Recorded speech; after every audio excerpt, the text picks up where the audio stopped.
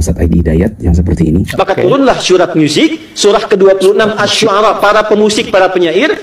Beliau ini tidak bisa membedakan antara syair kemudian musik. Ini gendang, ini piano, ini gitar, sampai segitunya. Ini trompet, ini namanya alat musik. Kalau ada yang bilang ini alat syair, kayaknya harus balik ke SD lagi. Yang langsung mengharamkan secara mutlak. Pokoknya musik gak boleh.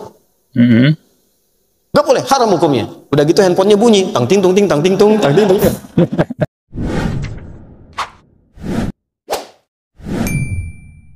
Assalamualaikum warahmatullahi wabarakatuh. Kembali lagi di channel dakwah populer. Oke teman-teman, melanjutkan video yang kemarin teman-teman ya. Kita sebelumnya sudah mengupload video tentang ini polemik ya, ceramah Ustadz Adi Hidayat mengenai tentang musik teman-teman ya. Di sini kalau teman-teman yang belum menonton video yang sebelumnya, teman-teman bisa menonton di video dengan judul jawaban Ustadz Adi Hidayat ya tentang tuduhan soal hukum musik di video sebelumnya teman-teman. Dan ternyata ya banyak teman-teman yang berkomentar di sini ya, kurang lebih ya, ada 70-an lebih lah di sini. Sangat disayangkan juga ya kejadian ini. Banyak teman-teman muslim yang intinya saling berdebat tentang hukum musik. Nah, mengenai hal itu teman-teman ya, kalau kita bisa melihat ya, merinci dari kejadian di awal, bahwasanya memang Ustadz Mufli Safitra ini mengkritik daripada ceramahnya Ustadz Adi Hidayat, kemudian menimbulkan yaitu muhibinnya atau pengikutnya atau para pengikut kajiannya Ustadz Adi Hidayat merespon daripada kritikan dari Ustadz Mufli Safitra ini teman-teman ya.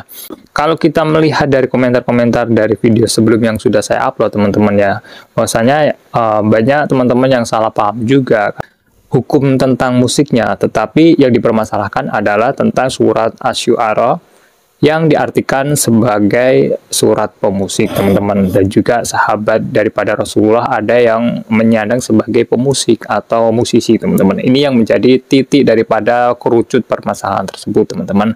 Tetapi di sini ada yang banyak yang salah paham bahwasanya Ustadz Adi Hidayat menghalalkan musik, padahal kalau kita melihat secara langsung, secara utuh, memberi penjelasan tentang hukum-hukum musik teman-teman ya. Di sini saya disclaimer teman-teman ya, bahwasanya saya tidak berniat untuk menjatuhkan Ustadz Mufli ataupun menjatuhkan Ustadz Adi Hidayat, tetapi saya hanya mereaction ya. Mereaction artinya ya kita hanya menanggapi beberapa hal yang mungkin bisa menambah wawasan teman-teman yang menonton video ini, atau mungkin teman-teman ada pendapat lain, sharing-sharing video di komentar nanti ya.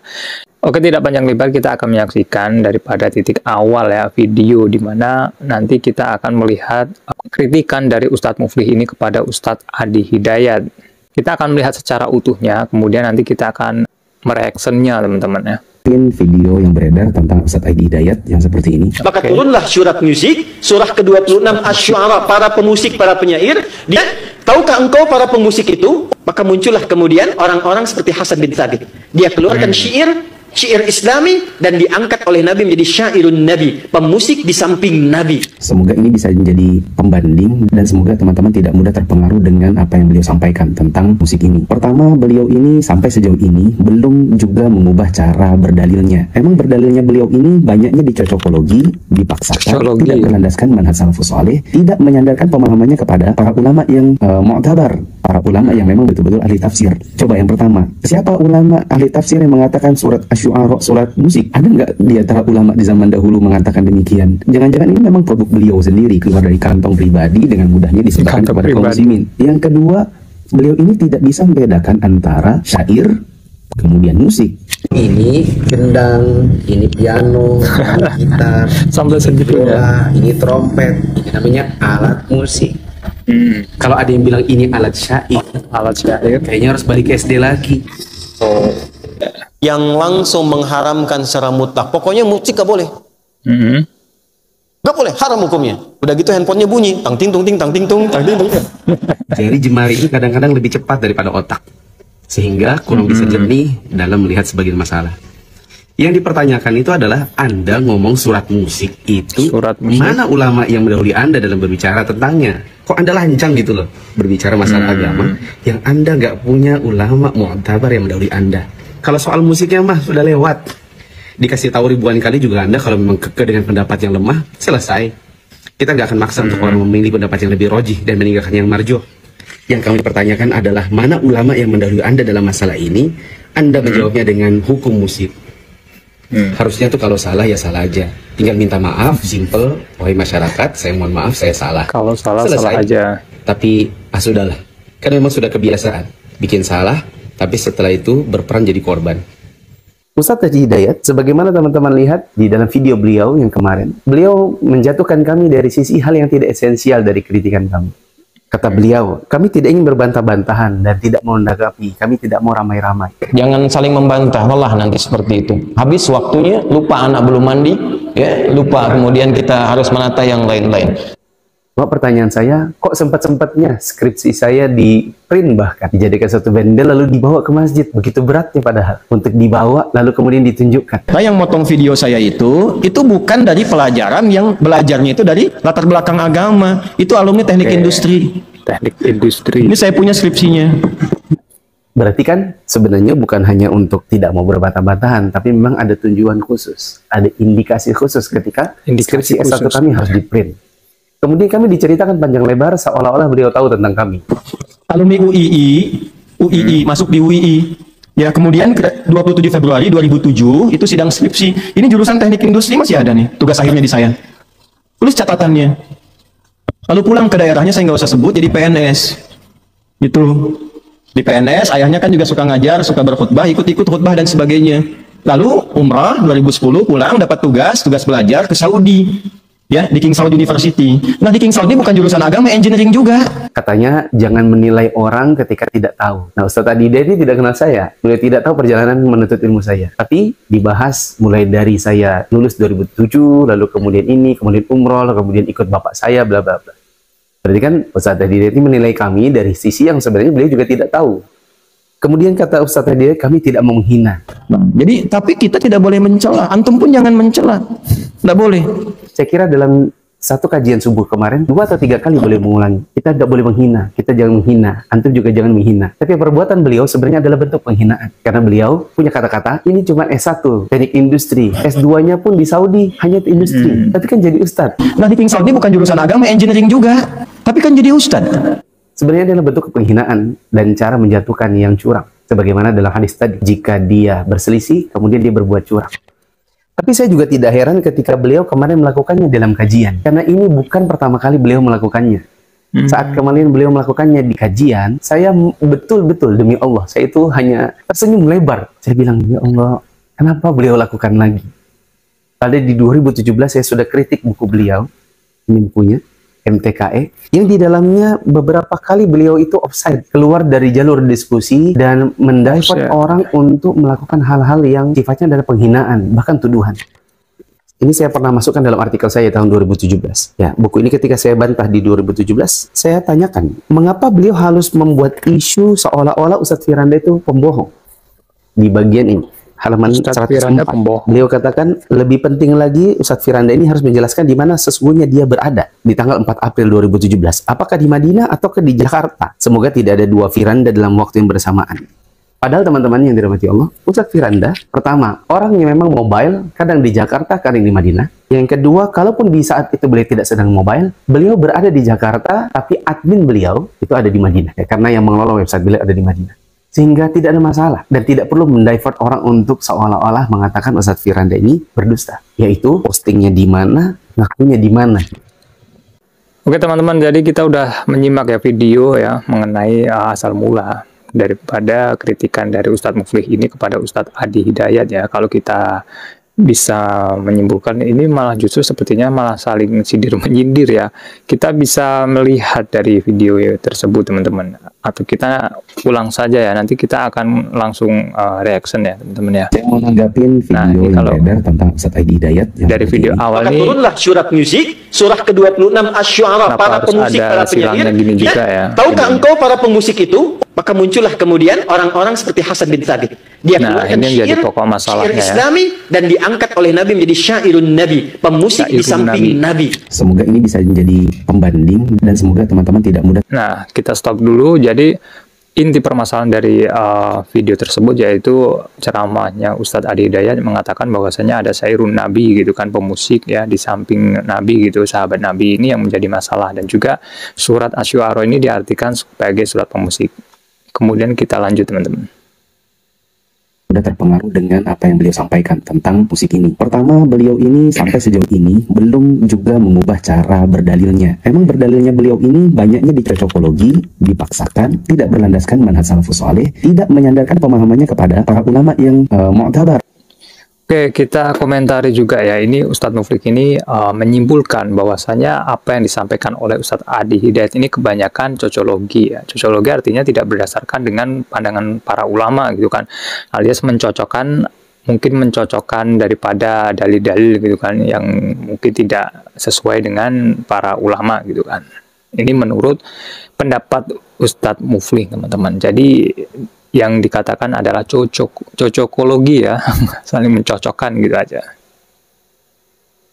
Para ulama yang memang betul-betul ahli tafsir. Coba yang pertama, siapa ulama ahli tafsir yang mengatakan surat Asy-Syu'ara surat musik? Ada nggak di antara ulama di zaman dahulu mengatakan demikian? Jangan-jangan ini memang produk beliau sendiri, keluar dari kantong pribadi dengan mudahnya disebarkan kepada kaum muslimin. Yang kedua, beliau ini tidak bisa membedakan antara syair kemudian musik. Ini gendang, ini piano, ini gitar, ini biola. Oke, kita stop dulu. Jadi Ustadz Muflik ini sampai mencontohkan ya bagaimana dia menyindir Ustadz Adi Hidayat dengan beberapa gambar. Di situ ada alat-alat musik, di situ ada drum, gitar, kemudian apalagi tuh yang beberapa gambar dicontohkan sebagai bentuk daripada menyindir ceramah Ustadz Adi Hidayat teman-teman. Kita akan lanjut. Trompet, ini namanya alat musik. Kalau ada yang bilang ini alat syair, kayaknya harus balik ke SD lagi. Balik SD katanya ya. Yang langsung mengharamkan secara mutlak. Pokoknya musik gak boleh. Gak boleh, haram hukumnya. Udah gitu handphonenya bunyi, tang ting tung ting tang ting tung tang ting tung. Jari jemari ini kadang-kadang lebih cepat daripada otak, sehingga jadi malah menimbulkan saling sindir teman-teman ya, yang tadi mencontohkan alat-alat musik, kemudian kalau tidak bisa membedakan alat musik dengan syair, kembali ke SD lagi. Nah, ini suatu sindiran keras juga ya kepada Ustadz Adi Hidayat. Bagaimana kalau kita lihat ilmu daripada beliau, Ustadz Adi Hidayat sudah S3 ya kayaknya ya, kalau nggak salah gitu kan. Dan kemudian juga Ustadz Adi Hidayat balik lagi menyindir tentang hukum musik ya, daripada orang-orang yang mengharamkan musik. Lalu bagaimana dengan nada dering handphone gitu kan, ketika handphone berbunyi apakah itu haram, atau mungkin banyak lagi contoh-contoh orang yang mengharamkan musik ketika dia menggunakan efek-efek sound, efek-efek seperti bunyi-bunyian, apakah itu termasuk haram juga. Ini suatu sindiran juga ya. Kita lanjut lagi. bisa jernih dalam melihat sebagian masalah. Yang dipertanyakan itu adalah Anda ngomong surat musik itu, mana ulama yang mendahului Anda dalam berbicara tentangnya? Kok Anda lancang gitu loh berbicara masalah agama yang Anda nggak punya ulama mu'tabar yang mendahului Anda. Kalau soal musiknya mah sudah lewat, dikasih tahu ribuan kali juga Anda kalau memang kekeh dengan pendapat yang lemah, selesai. Kita nggak akan maksa untuk orang memilih pendapat yang lebih rojih dan meninggalkan yang marjuh. Yang kami pertanyakan adalah mana ulama yang mendahului Anda dalam masalah ini? Anda menjawabnya dengan hukum musik. Harusnya itu kalau salah ya salah aja, tinggal minta maaf, simple, masyarakat, saya mohon maaf, saya salah, selesai. Tapi sudahlah, kan memang sudah kebiasaan bikin salah, tapi setelah itu berperan jadi korban. Oke, kita stop dulu. Jadi ini Ustadz Muflik ini balik lagi ke tema awal ya. Di dalam kritikan sebelumnya bukan mengenai hukum musik ya, tetapi lebih ditekankan adalah daripada surat pemusik, yaitu Asy-Syu'ara. Kenapa Ustadz Adi Hidayat sampai menamakan yang tadinya Asy-Syu'ara ini, surat Asy-Syu'ara ini diartikan penyair gitu kan, tetapi Ustadz Adi Hidayat mengibaratkan surat Asy-Syu'ara ini sebagai surat pemusik. Nah, kenapa bisa terjadi Ustadz Adi Hidayat menamakan surat Asy-Syu'ara ini sebagai surat pemusik? Karena di dalam kajiannya sudah dijelaskan panjang lebar ya, teman-teman bisa menonton dan nanti teman-teman juga bisa menyimpulkan sendiri. kenapa surat Asy-Syu'ara ini bisa disimpulkan sebagai surat pemusik ya. Dan ini bukan ranah daripada saya untuk mengomentari, tapi nanti kembalikan lagi kepada teman-teman yang melihatnya ya. Dan di sini Ustadz Muflih ini tidak setuju ya dengan paparan kajian Ustadz Adi Hidayat yang menamakan surat Asy-Syu'ara ini sebagai surat pemusik, karena menurut pemahamannya beliau, antara musik dan syair ini berbeda teman-teman ya. Tetapi menurut Ustadz Adi Hidayat ini ada persamaan gitu kan. Oke, kita lanjut. Ustadz Adi Hidayat, sebagaimana teman-teman lihat di dalam video beliau yang kemarin, beliau menjatuhkan kami dari sisi hal yang tidak esensial dari kritikan kami. Menjatuhkan, kata beliau, kami tidak ingin berbantah-bantahan dan tidak mau menanggapi, kami tidak mau ramai-ramai. Jangan saling membantah, lelah nanti seperti itu. Habis waktunya, lupa anak belum mandi, ya, lupa kemudian kita harus menata yang lain-lain. Cuma pertanyaan saya, kok sempat-sempatnya skripsi saya di print, bahkan dijadikan satu bendel lalu dibawa ke masjid, begitu beratnya padahal untuk dibawa lalu kemudian ditunjukkan. Nah, yang motong video saya itu bukan dari pelajaran yang belajarnya itu dari latar belakang agama, itu alumni teknik industri. Ini saya punya skripsinya. Oke, kita stop dulu ya. Jadi di sini saling bantahan lagi nih. Di sini Ustadz Muflih ini mereaction video daripada klarifikasi Ustadz Adi Hidayat ya di live streamingnya di channel Adi Hidayat Official, teman-teman. Teman-teman bisa menontonnya ya di sini. Di situ ada tab live dan di situ Ustadz Adi Hidayat memberikan klarifikasi di situ.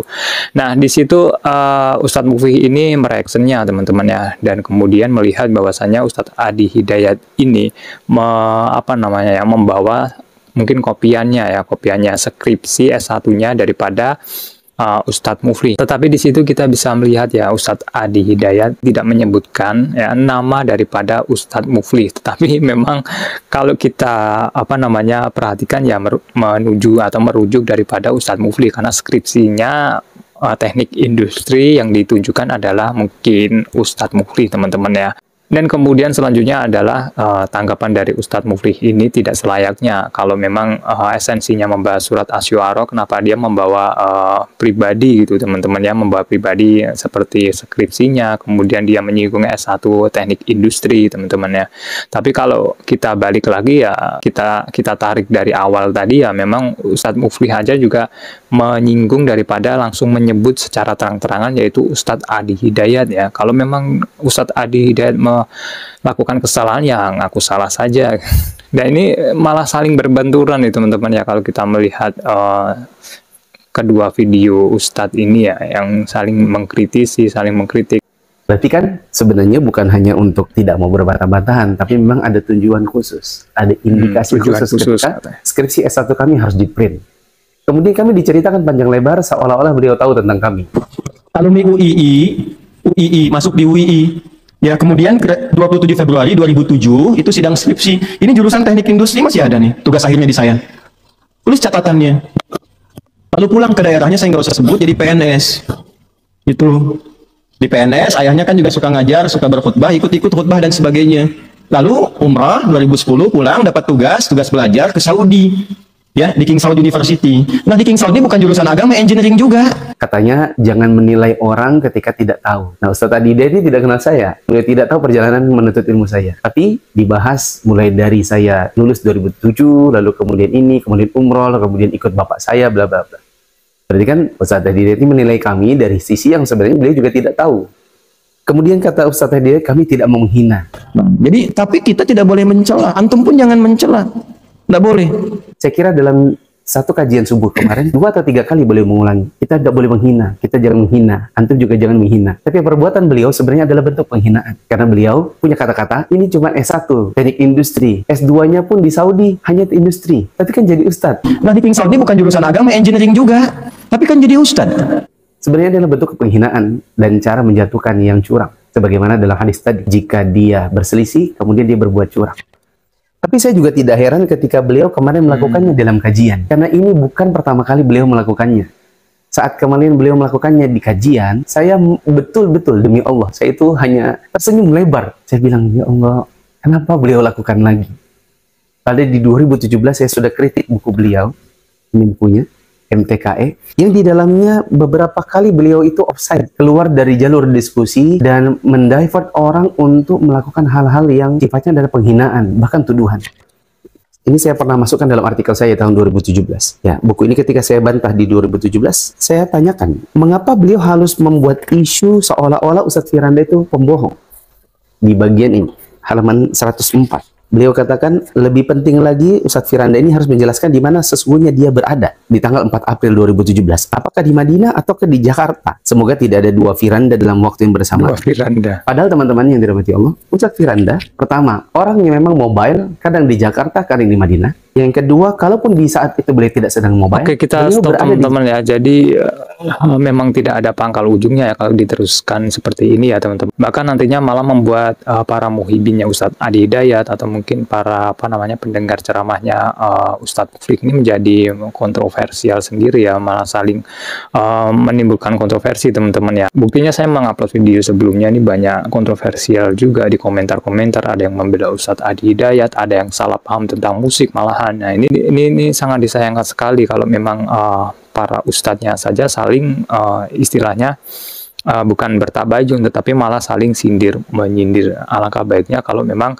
kedua ustadz tersebut ini saling bertabayun. Kalaupun tidak bisa bertabayun ya mungkin ada perwakilan lah untuk menjembatani saling bertemu atau bertukar pikiran. Kalau di media sosial seperti ini nanti ujung-ujungnya nanti bisa saling serang menyerang argumen tentunya ya. Apalagi nanti pengikut-pengikutnya teman-teman, ini sangat disayangkan sekali. Ustadz Adi Hidayat juga apabila melakukan kesalahan ya, itu namanya juga manusia teman-teman ya. Sesempurnanya manusia pasti mempunyai kesalahan. Nah ini yang dinamakan manusia ya. Tetapi jangan sampai satu titik merusak susu sebelanga ya, karena memang Ustadz Adi Hidayat juga bagaimanapun sudah mengkontribusi ya, sudah memberikan ilmunya untuk muslim ya, umat muslim, orang yang beragama Islam sudah sangat banyak ya, apalagi membantu dengan kegiatan-kegiatan sosial yang kemarin ya, waktu di Palestina juga.